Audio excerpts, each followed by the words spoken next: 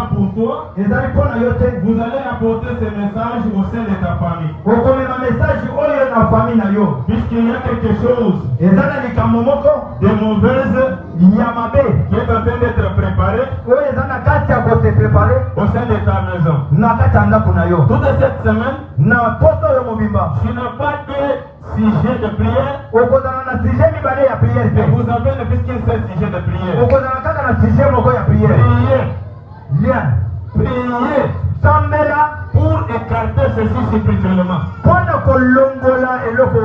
Pendant que les enfants de maman Elodie entraient ici dans l'église,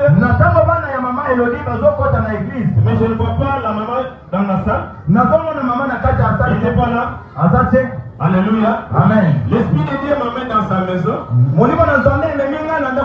Je vois cette maman habillée dans des habits de Sigete. Je la vois porter les habits déchirés. Alléluia. Amen. L'Esprit me dira ce que tu es en train de voir, ce n'est pas autre chose. Il est appelé à remercier le Seigneur. Merci. Est-ce que ce qu'il était en train de vivre dans sa maison, dans sa maison, le Seigneur l'a épargné dans une situation grave qui voulait frapper sa maison. Entre autres, c'était la mort qui voulait visiter sa maison. Mais je vois le Seigneur écarter cela. Mais je suis en train de voir quoi? Je vois son mari sur la moto. Mais je le vois connaître un accident. Le Seigneur me dira,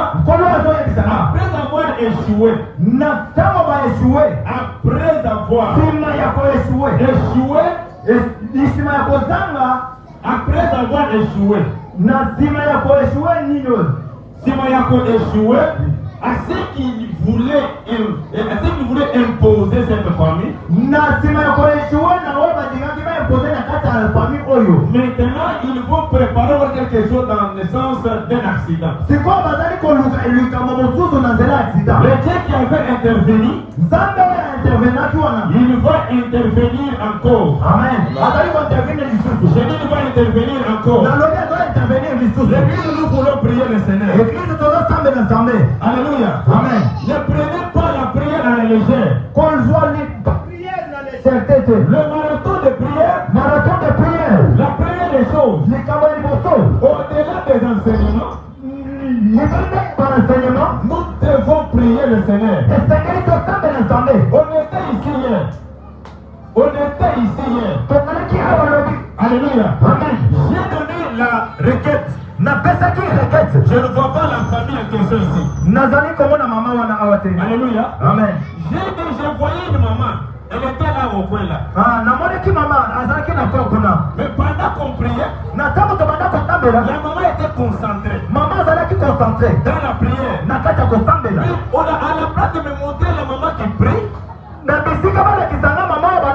on me fait voir la maman qui est dans une maison de deuil en train de pleurer. J'ai pointé du doigt la maman. J'ai dit, nous allons prier le Seigneur. Maman, pendant que toi tu pries, l'Esprit de Dieu me montre, tu es au sein d'une maison de deuil, mais tu es en train de pleurer. Et l'Esprit me dira, tu dois prier maintenant là. Et l'Église va soutenir aussi. Tu dois prier pourquoi?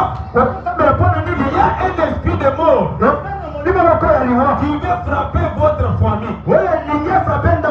Vous allez prier. Et le Seigneur me dira,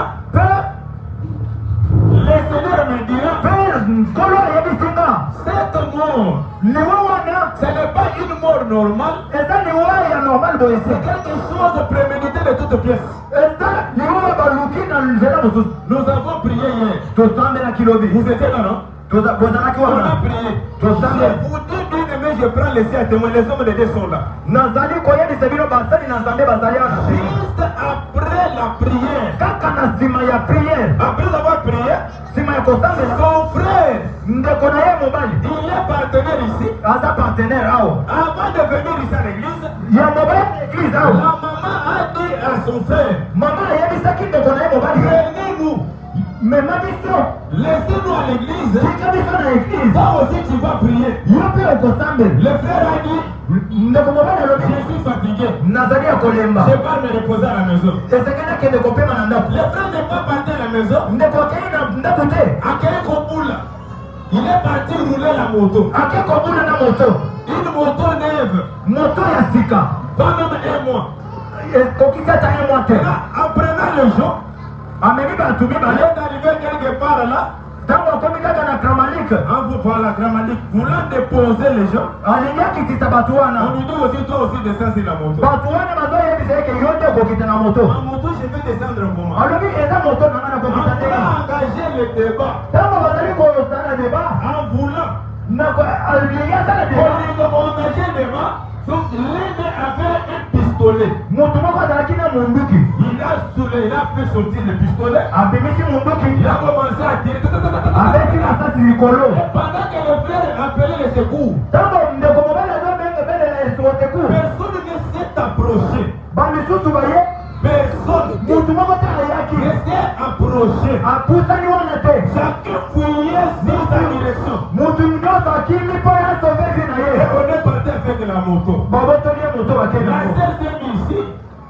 La sœur s'est mise ici. La sœur s'est assise ici. mama afandi awa Et elle nous parlera de ça après la prière. mpe azali koyebisa biso makambo wana nsima ya Dès priere. que j'ai prié pour les gens, na ntango nazali kosambela mpo na bato. maman, est-ce que vous comprenez le Seigneur? papa ayebisi mama eske ozoyoka makambo nzambe azosala. Parlez ça au devant des hommes de Dieu. loba makambo wana liboso ya basali ya Il nzambe. a parlé devant les hommes de Dieu. alobaki yango liboso ya basali ya nzambe. Alléluia. amen. Maintenant, j'ai dit la seule chose, nayebisi eke likambo moko vous allez remercier le Seigneur. okopesa nzambe merci. Ni était ta présence soki ezala bozalisami na yo dans la maison de Dieu na aujourd'hui, ndako ya nzambe lelo ton frère ndeko na yo mobali serait mort. alingaka kufa. Parce que pour autant de balles, autant ebele ya masasi qu'on a tiré en haut là, oyo babeti likolo. pourquoi ne pas pointer un sur le corps de ton frère? mpona nini babeti ata moko te na nzoto na yo? Alléluia. Pourquoi mpona nini ne pas pointer une balle babeti ata moko te sur le corps de ton frère? na nzoto ya ndeko na yo te? La petite prière losambo ya moke que tu viens de faire là oyo outi kosala a épargné ton frère. ebikisi ndeko na yo. Alléluia. amen. Alléluia. amen.